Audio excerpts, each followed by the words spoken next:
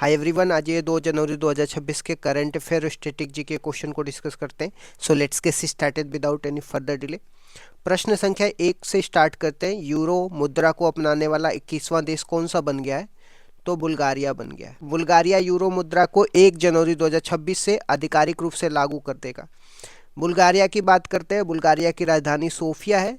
यह बाल्कन क्षेत्र में आ जाता है। इसकी पुरानी मुद्रा की बात करते हैं तो लेव थी।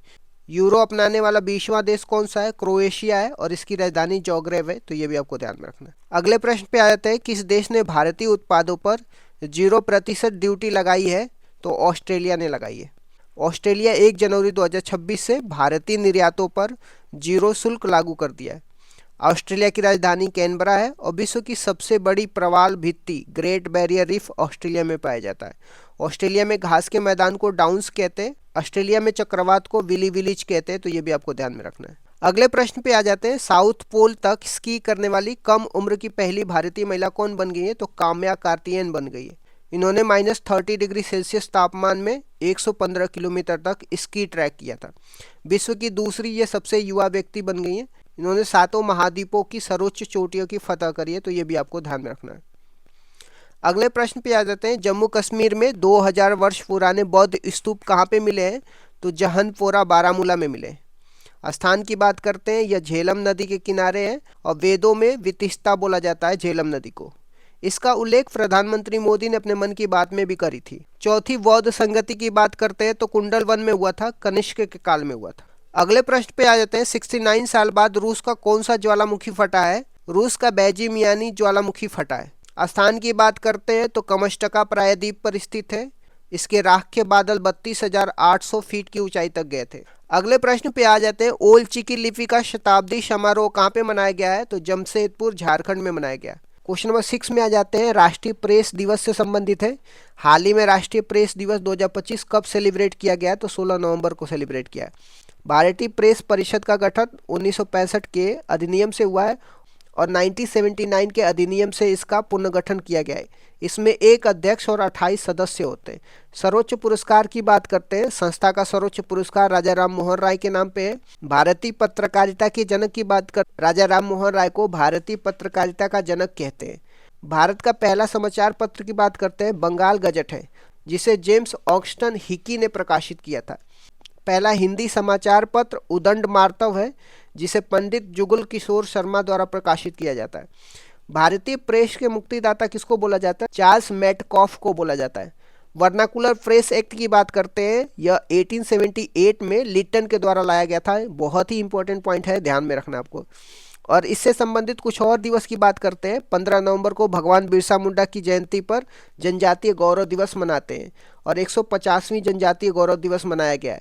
इसी दिन 15 नवंबर को झारखंड राज्य की स्थापना भी हुई थी। क्वेश्चन नंबर 7 में आ जाते हैं। भारत मध्य एशियाई देशों की रणनीतिक साइबर अभ्यास से संबंधित है। हाल ही में भारत और मध्य एशियाई देशों ने कहाँ रणनीतिक साइबर अभ्यास का आयोजन किया है? तो इसका आंसर नई दिल्ली होगा। इसका उद्देश्य क्या है? साइबर सिक्योरिटी को बेहतर करना और साइबर क्राइम को रोकना है। मध्य एशियाई देश की बात करते हैं, जिसमें कजाकिस्तान जिसकी राजधानी अस्ताना है, उज्बेकिस्तान जिसकी राजधानी ताशकंद है, तुर्कमेनिस्तान जिसकी राजधानी अशगाबाद है, किर्गिस्तान जिसकी राजधानी बिश्केक है, तजाकिस्तान जिसकी राजधानी दुशांबे है। उत्पत्ति की बात करते हैं। यह पांचों देश 1991 में सोवियत संघ यूएसएसआर के विघटन के बाद अलग हुए थे। संबंधित सैन्य अभ्यास की बात करते हैं। काजिंद सैन्य अभ्यास इंडिया कजाकिस्तान के बीच में, दश्तलिक इंडिया उज्बेकिस्तान के बीच में, खंजर इंडिया किर्गिस्तान के बीच में। क्वेश्चन नंबर 8 में आ जाते हैं। नशा मुक्त भारत अभियान का समापन से संबंधित है।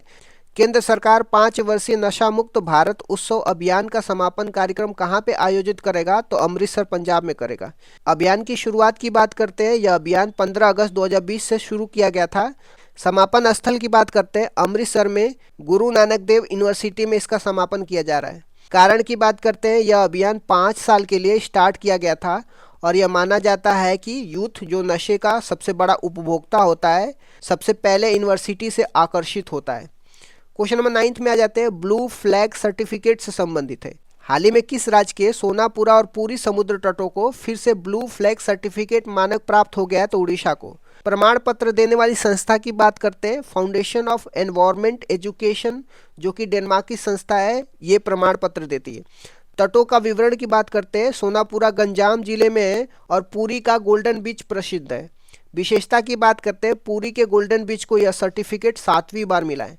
मानक की बात करते हैं, यह अवार्ड उन समुद्री बीचों को मिलता है जो स्वच्छ और सतत होते हैं, जहां पर्यावरण को नुकसान नहीं पहुंचाया जा रहा हो। कुल संख्या की बात करते हैं, अब तक भारत के 18 बीचों को ब्लू फ्लैग सर्टिफिकेट प्राप्त हो चुका है। क्वेश्चन नंबर 10th में आ जाते हैं, एंटी टैंक गाइडेंस मिसाइल खरीद समझौता से संबंधित है। हाल ही में केंद्रीय रक्षा मंत्रालय ने innerwear anti tank guidance missile की खरीद के लिए किसके साथ समझौता किया है? तो इसका आंसर बीडीएल होगा, जिसको भारत डायनामिक्स लिमिटेड बोलते हैं।